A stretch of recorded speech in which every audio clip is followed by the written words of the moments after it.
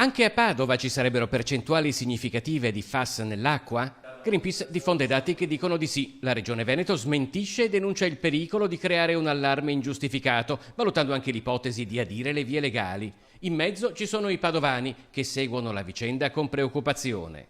È in parte preoccupante perché ovviamente ci vogliono dei monitoraggi che hanno costi e soprattutto finalità di scopo che devono essere programmate e sulle quali probabilmente siamo un po' in ritardo. Diciamo che questa tematica mi interessa come un po' anche l'ambiente e credo che sia assolutamente sottostimata, ci preoccupiamo di un sacco di altre cose, invece questa sarebbe proprio da preoccuparsi e investire, però mi pare che non sia così. Ci è arrivata la notizia e diciamo che da quel momento noi che bevevamo tranquillamente l'acqua del rubinetto, abbiamo iniziato a prenderci l'acqua in bottiglia. Di fronte alle polemiche, la nostra proposta di mettere un punto fermo su tutta la vicenda, affidando ad un ente terzo la certificazione delle analisi chimiche fatte, come può essere ad esempio l'Università di Padova, sembra mettere tutti d'accordo.